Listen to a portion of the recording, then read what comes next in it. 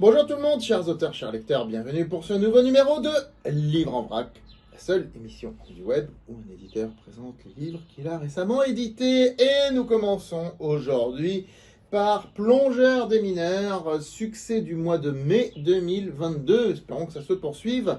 C'est un livre qui est donc récemment sorti dans la collection Nouvelle Page. Donc c'est Guillaume Garnier qui nous raconte...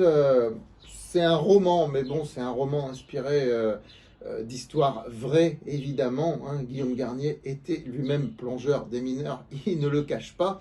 D'ailleurs, lors de notre mini-salon le 17 mai à Paris, il a bien amené des ustensiles qui correspondent à son métier pendant sa dédicace.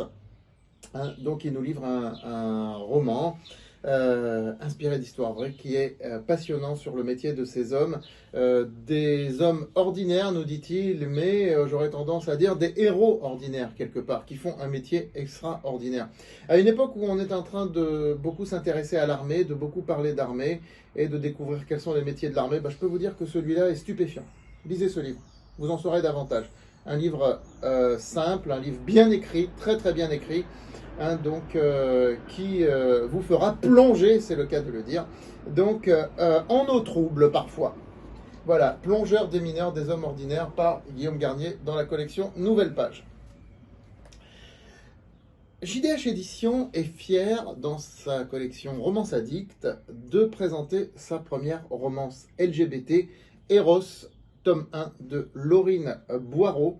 Et au moment où je vous parle, le tome 2 va très bientôt sortir. Donc c'est une première romance LGBT qui raconte l'histoire d'un garçon qui a perdu la vue dans un accident de la route, qui pense qu'il ne trouvera jamais l'amour, mais dont le destin a décidé autrement. Une très très belle histoire, faite avec beaucoup de sensibilité, beaucoup de tendresse, qui se passe en Asie, d'ailleurs, pour tous les amateurs d'Asie également. Donc découvrez vraiment Eros tome 1 à travers ses yeux. Le tome 2 sort rapidement. Nous changeons complètement d'univers, et alors là, c'est un livre qui va vous intéresser, chers auteurs. Le critique des critiques. Alors, on connaît le cantique des cantiques, et l'auteur m'a confié que le titre est fait exprès. Le critique des critiques par Franck Antounès, romancier, auteur de la trilogie 3, 2, 1, si vous vous souvenez, ou plutôt 3, 2, 1, dirait-il s'il était là.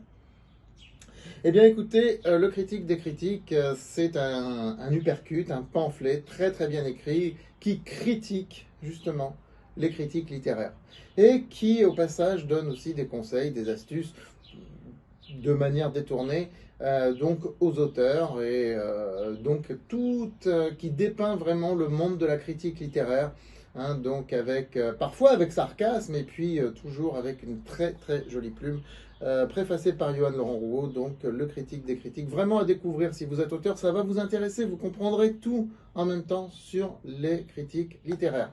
Voilà, ce livre est fait pour vous. Eh bien, la collection Les Atemporels continue de se meubler. Vous savez, ces œuvres du domaine public qui nous sont chères, ces livres atemporels publiés il y a 70, 80, 90 ans, forcément plus de 70 ans, puisqu'il faut que les auteurs soient morts depuis 70 ans minimum. Donc, René Guénon, Orient et Occident, un livre tout à fait d'actualité, préfacé par Pierre Vaude, l'auteur de La Tueuse de Manhattan et de Noir Mafia.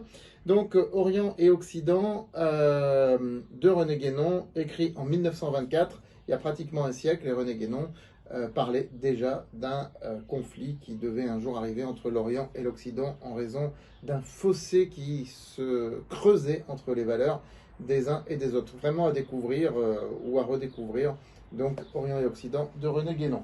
Et toujours dans la collection Les Atemporels, Le Prince de Machiavel. Alors, qui ne connaît pas Le Prince, publié en 1532? Eh bien, si vous ne le connaissez pas, empressez-vous de le découvrir, justement. Le Prince de Machiavel, préfacé par Benoît Rousseau, donc dans la collection Les Atemporels. Voilà, à très bientôt, à la vôtre.